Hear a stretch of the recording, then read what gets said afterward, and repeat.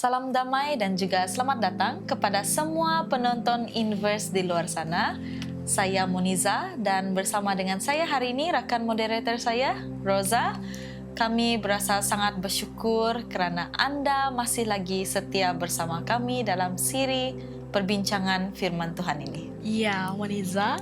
Jadi setiap episod adalah satu peluang bagi kita menyelami firman Tuhan dengan lebih mendalam. Dan juga topik kita hari ini adalah sangat menarik, yaitu keluarkan aku dari sini, kami sudah bebas. Jadi persoalannya, keluarkan aku dari mana dan kita bebas daripada apa? Ya, satu tajuk yang sangat menarik perhatian kita.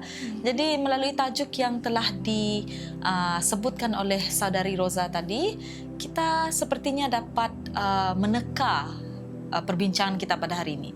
Jadi kisah keluaran bangsa Israel dari tanah Mesir ini adalah satu kisah pembebasan terbesar dalam sejarah manusia. Okay? Tetapi sejarah ini menimbulkan banyak persoalan. Dan salah satu persoalannya adalah mengapa Tuhan menghantar tulah yang begitu keras, yaitu 10 tulah yang telah terjadi di tanah Mesir. Dan salah satu persoalan dia, mengapa mesti ada kematian anak yang sulung? Kenapa mesti anak sulung, bukan anak terakhir ataupun anak yang di tengah-tengah? Dan persoalan seterusnya, bagaimana semua ini berkaitan dengan Yesus Kristus sebagai anak domba Paskah? Ya, jadi bagi membantu kita dalam mendalami persoalan tadi kan ataupun topik ini, kita dengan berbesar hati menjemput dua orang panelis yang sudah tidak asing lagi dalam rancangan kita, yaitu saudari Zeren dan juga saudari Sophie. Selamat datang. Ya, terima kasih kerana menjemput saya sekali lagi ke program Inverse ini. Saya juga bersuka cita kerana dapat bersama dengan anda semua dan juga dapat mengongsikan sedikit sebanyak pandangan tentang topik ini.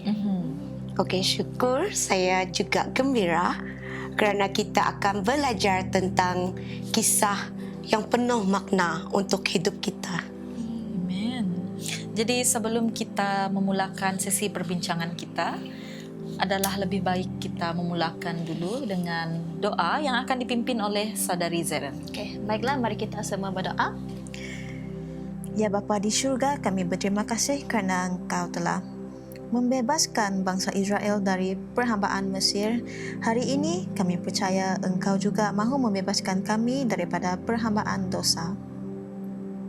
Buka hati kami untuk mengerti kebenaran-Mu dan bantu kami mengalami kebebasan sejati dalam Yesus Kristus.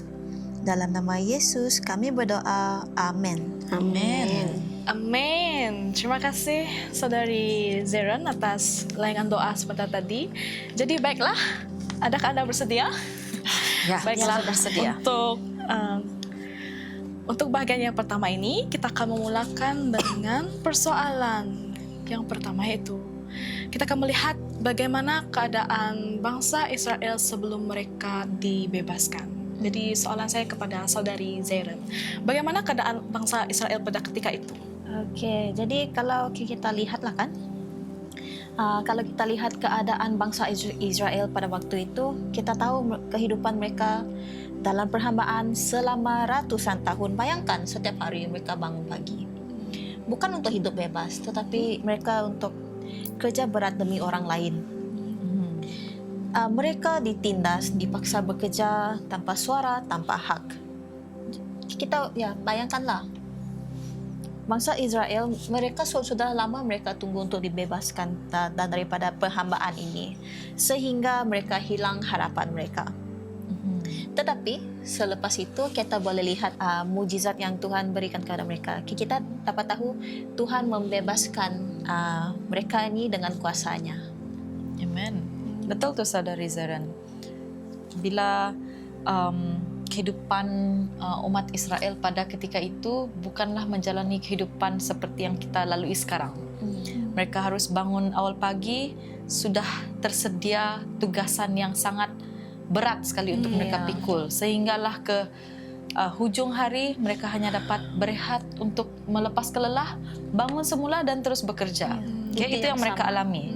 Sangat menyakitkan apabila hidup di bawah perhambaan yang sangat siksa sekali. Jadi, Saudari Sophie, bolehkah kongsikan kepada kami di sini dan juga penonton di luar sana, bila kita kaitkan dengan zaman sekarang, apakah bentuk perhambaan moden yang kita alami? Sebab yang tadi kita fahami dari pelajaran yang kita pelajari dari kisah umat Israel ini, mereka mengalami perhambaan secara buruh kasar, menggunakan tenaga fizikal. Okay? Jadi boleh kamu terangkan kepada kami di sini dan juga penonton di luar sana, apakah perhambaan moden yang kita sedang alami pada saat ini?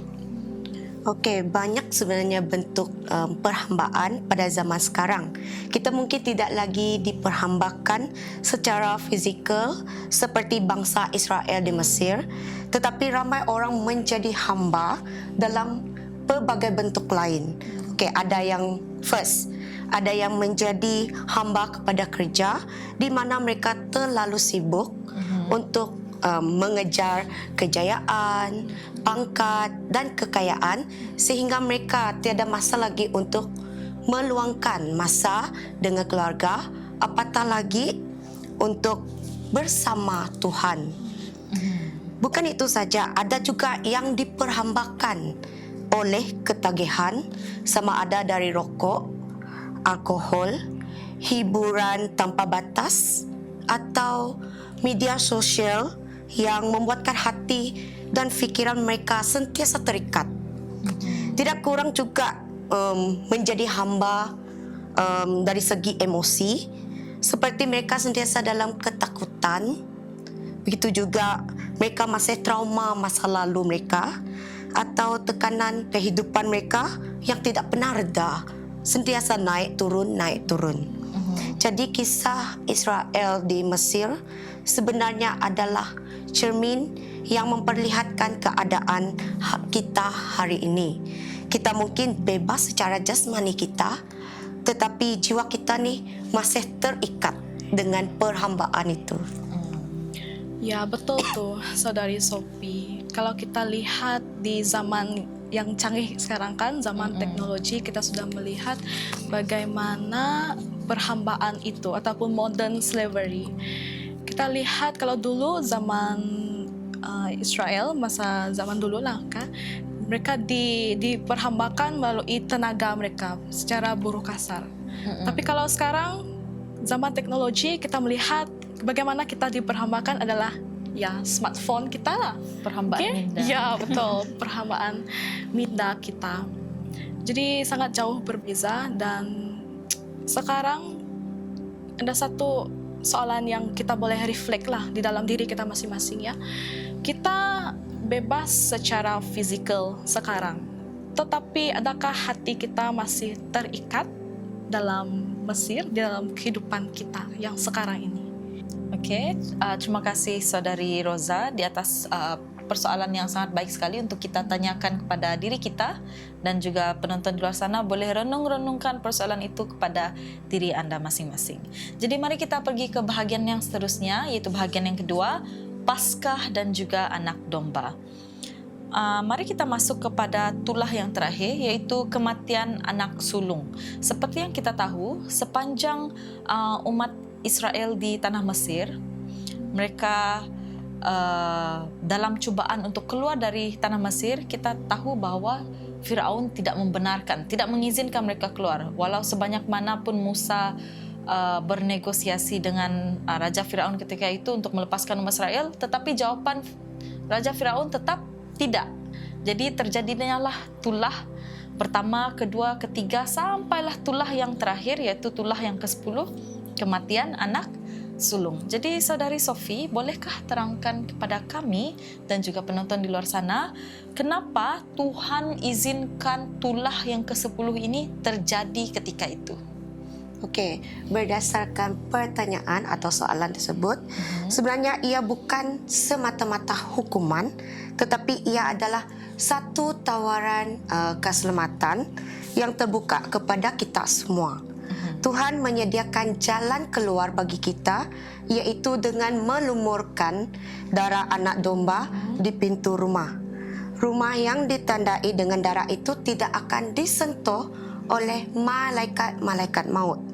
Hebatnya tawaran ini bukan hanya untuk bangsa Israel, tetapi juga untuk orang Mesir yang ingin percaya dan mahu taat kepada Tuhan. Jadi darah anak domba ini adalah tanda kasih Tuhan yang memberikan peluang keselamatan bagi sesiapa yang mau percaya tanpa mengira bangsa ataupun latar belakang orang lain. Itu adalah dari segi zaman dahulu. Ya. Apa maksudnya darah anak domba itu dikorbankan dan juga darah dia diletakkan di tepi pintu, ya, di tepi pintu. Jadi kalau zaman sekarang, apakah maksud darah anak domba ini, Saudari Zeren? Oke. Jadi darah anak domba ini dia menunjukkan terus kepada Yesus, yaitu anak domba Tuhan itu sendirilah. Dan melalui darahnya di kayu salib, dia melindungi kita daripada maut kekal. Jadi kita daripada ini kita dapat pengampunan dosa, kita diselamatkan dan mendapat jaminan kepada kehidupan yang kekal. So sama seperti orang Israel perlu percaya dan taat untuk melumurkan darah di pintu rumah, kita juga perlu percaya kepada Tuhan, kepada Yesus dan menerima pengorbanannya dalam hidup kita. Amen. Terima kasih Saudari Zeren di atas penjelasan tersebut.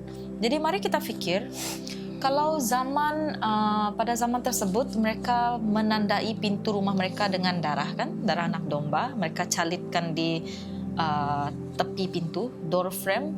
Jadi bagaimana kita pada saat ini, pada hari ini ingin menandai hidup kita dengan darah Kristus. Jadi Saudari Sophie boleh kongsikan bersama kami bagaimana kita boleh menandai hidup kita dengan darah Kristus itu. Okey, untuk hari ini kita tidak lagi menandai pintu rumah kita dengan darah anak domba, tetapi kita menandai hati kita dengan iman kepada Yesus Kristus.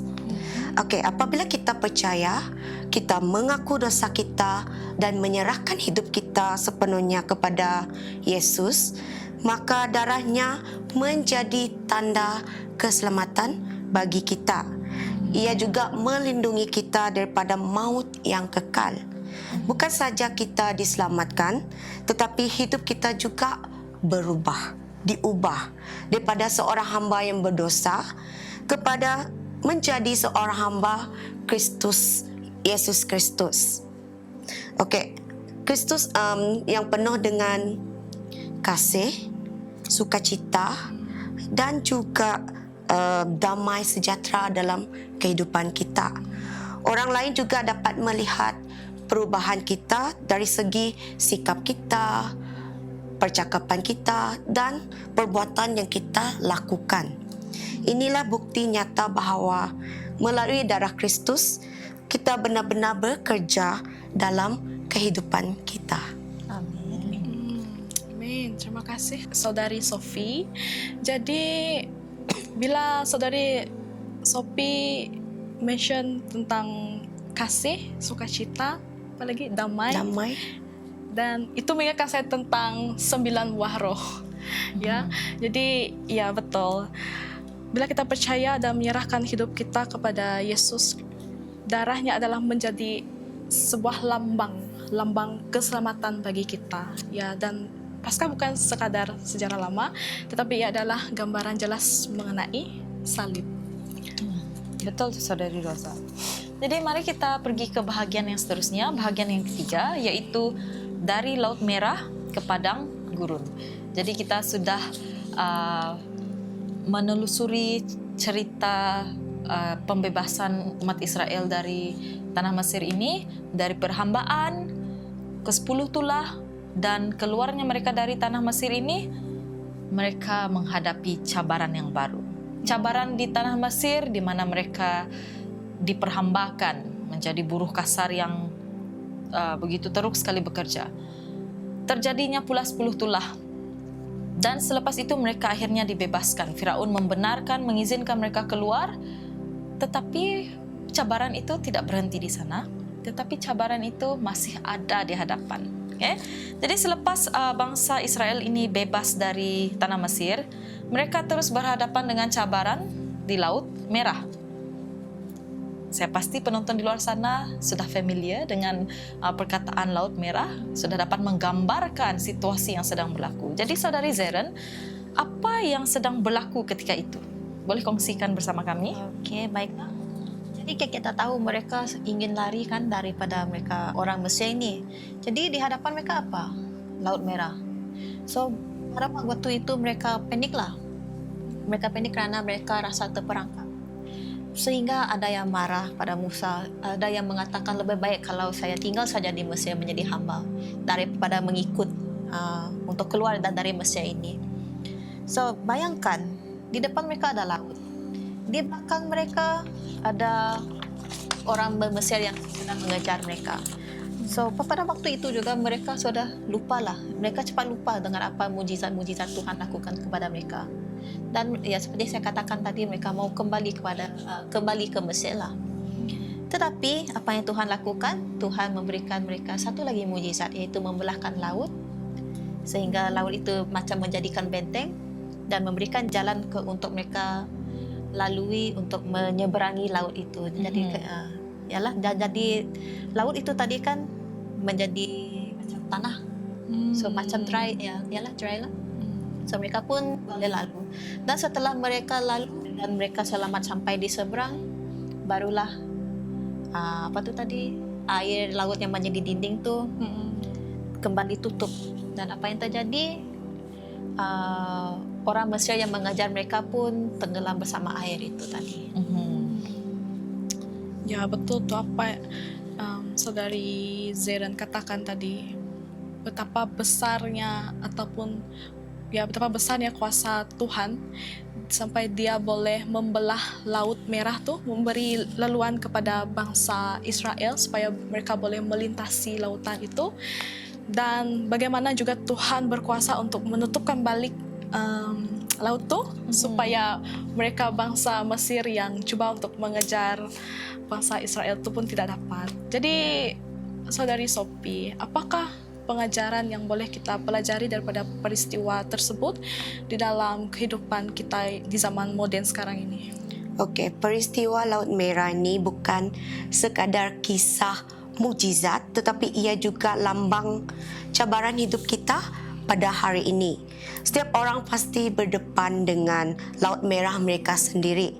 Sama ada dari segi masalah kewangan yang menyesakkan jiwa raga mereka, ataupun konflik keluarga yang melukakan hati mereka, masalah kesihatan yang melemahkan semangat mereka, atau tekanan kerjaya yang tiada penghujungnya. Okay, kadang-kadang kita rasa benar-benar terperangkap, seolah-olah tiada jalan keluar bagi kita. Namun mukjizat Laut Merah mengingatkan kita bahawa kita boleh melangkah dengan iman. Tuhan sanggup membuka jalan yang tidak pernah kita sangkakan.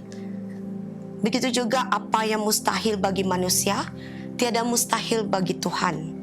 Okay, kita hanya perlu percaya, walaupun langkah itu nampak kecil bagi kita, tetapi iman yang kecil itu boleh membuka jalan yang lebih besar bagi kita semua. Ya, saya sangat suka sekali dengan penjelasan yang telah diberikan oleh saudari Sophie itu tadi. Jadi soalan untuk renungan kita bersama, adakah kita ini juga seperti umat Israel ketika itu? Adakah kita lebih cepat mengeluh seperti bangsa Israel? Atau kita ini seorang yang berani melangkah dengan iman dan percaya bahwa Tuhan tetap membuka jalan? Ya, kita tanyakan soal itu pada diri kita. Jadi kalau saya izinkan saya untuk memberikan pendapat, so bagi saya kan saya rasa kita pernah mengalami dua-duanya. Ada kalanya kita mengeluh, ada kalanya juga kita berani percaya. Dan jangan lupa, selepas Laut Merah itu tadi, umat Israel ini tadi mereka masuk ke padang gurun. Di sana juga ada cabaran juga bagi mereka. Dan jadi ini menunjukkan bahawa perjalanan iman bukan hanya tentang kemenangan besar, tetapi juga tentang belajar percaya hari demi hari sebab Tuhan pasti membuka jalan walaupun dalam hal yang nampak mustahil bagi kita. Men, betul tuh Saudari Zeren. Tuhan pasti akan membuka jalan bagi kalau kita rasa itu adalah impossible ataupun mustahil, tapi bagi Tuhan tidak ada yang mustahil. Ya, jadi kita sebentar tadi kita sudah membahaskan tentang 3 perkara kan, yaitu yang pertama kita sudah melihat bagaimana bangsa Israel mereka diperhambakan oleh bangsa Mesir, especially Firaun kan, di bawah pimpinan Firaun pada masa itu. Jadi untuk yang kedua kita sudah membahaskan tentang tulah, ya tulah yang Tuhan berikan kepada bangsa Israel ketika itu. Ya, itulah yang terakhir itu kematian anak sulung. Dan yang ketiga kita sudah melihat mengenai Laut Merah. Dan untuk yang keempat ini kita akan melihat bagaimana ketiga-tiga bahagian ini kita boleh aplikasikan ataupun mempraktikkan di dalam kehidupan kita. Saudari Sophie, boleh kamu mulakan? Okey, bagi saya pengajaran pertama yang sangat penting ialah jangan sekali-kali mengabaikan suara Tuhan. Okey, sama seperti bagaimana bangsa Israel perlu taat segera dengan melumurkan darah anak domba di pintu rumah mereka, kita juga perlu segera taat kepada firman Tuhan. Okey, menangguhkan ketaatan hanya akan mengeraskan hati kita sedikit demi sedikit sehinggalah kita ini buta rohani. Okey, ketaatan yang segera adalah tanda kasih kita kepada Tuhan dan ia membuka pintu berkat serta keselamatan dalam hidup kita. Jika Tuhan berbicara hari ini, jangan tunggu esok untuk bertindak. Pengajaran yang saya dapat bagikan, kongsikan, kita janganlah bergantung kepada mujizat untuk beriman, tetapi bergantung dengan Tuhan untuk mendapatkan keselamatan. Karena bangsa Israel, mereka melihat mujizat demi mujizat, tetapi hati mereka kan tetap degil mereka. Yang penting ialah kerendahan hati dan ketaatan. Jadi bila kita berhadapan dengan cabaran, kita perlu mengaku kita perlukan Tuhan dan taat pada firman-Nya walaupun kita belum nampak jalan keluarnya. Kerana kerendahan hati ini menolong kita untuk terus bersatu dan bergantung kepadanya. Ya. Oke, dan baiklah untuk pengajaran yang ketiga yang kita dapat pelajari dari perbincangan pada hari ini. Padang gurun kita lihat mungkin sebagai tempat yang sunyi dan menakutkan. Tetapi padang gurun inilah menjadi satu tempat yang sangat bermakna bagi kita kerana di sini kita panggil sebagai sekolah iman. Kalau kita ingat kembali cerita mengenai Musa dahulu, di mana dia memperkuatkan diri dia, mengukuhkan iman dia di padang gurun. Tuhan mempersiapkan Musa ini di padang gurun sebelum Musa keluar untuk membawa umat Israel ini keluar dari tanah Mesir. Okay? Jadi di sanalah Tuhan dapat membentuk kita untuk kita bergantung sepenuhnya kepada kekuasaan Tuhan itu sendiri. Kerana kita tidak dapat melakukan sesuatu tanpa ada bantuan Tuhan dalam kehidupan kita. Ya, betul tuh Saudari Moniza. Dan yang paling utama, paling penting kita kena ingat adalah Yesus adalah anak domba Allah yang sudah diberikan Allah kepada kita. Dan hanya melalui darah Yesus kita memperoleh kebebasan yang sejati dan bukannya kebebasan sementara, melainkan kebebasan yang kekal. Amin. Jadi pada hari ini kita belajar bahawa kisah Keluaran ini bukanlah sekadar sejarah, tetapi ia adalah gambaran besar tentang karya keselamatan Yesus Kristus itu sendiri. Ya, betul tuh Moniza. Jadi soalan bagi saya, kita di sini dan juga bagi penonton di luar sana, adakah kita benar-benar sudah bebas atau kita masih hidup sebagai hamba bangsa Mesir dulu di dalam bentuk zaman modern sekarang ini? Jadi persoalan ini untuk diri kita masing-masing. Ya, tanyakan soalan tersebut kepada diri Anda dan berikan jawapan yang yang membolehkan Anda rasa puas hati. Inilah jawaban yang saya berikan kepada persoalan yang kami tanyakan tadi. Dan di kesempatan ini saya ingin mengucapkan terima kasih kepada dua panelis kita yang telah bersama dengan kita pada hari ini, Saudari Zeren dan juga Sophie, di atas perkongsian yang penuh bermakna. Jadi sebelum kita mengakhiri perbincangan kita, saya ingin menjemput Saudari Sophie untuk membimbing kita dalam doa penutupan. Okey, mari kita tundukkan kepala. Saya akan pimpin kita dalam doa. Ya Bapa kami yang berkuasa di syurga, kami mengucap syukur dan berterima kasih kerana Engkau telah menunjukkan kepada kami melalui kisah keluaran ini bahawa Engkau adalah Tuhan yang membebaskan. Tolonglah kami supaya tidak kembali kepada Mesir dalam hidup kami, tetapi hidup kami sebagai umat yang bebas di dalam Kristus. Biarlah hidup kami menjadi tanda bahawa darah anak domba telah menyelamatkan kami dalam kehidupan kami. Dalam nama Yesus kami berdoa. Amin. Amin. Terima kasih Saudari Sophie di atas langyangan doa penutup itu tadi. Dan terima kasih juga kepada semua penonton di luar sana yang masih setia bersama kami dari awal rancangan sehinggalah ke hujung rancangan pada hari ini. Ya, sampai berjumpa lagi kita di dalam episode Inverse yang seterusnya. Tuhan memberkati kita semua.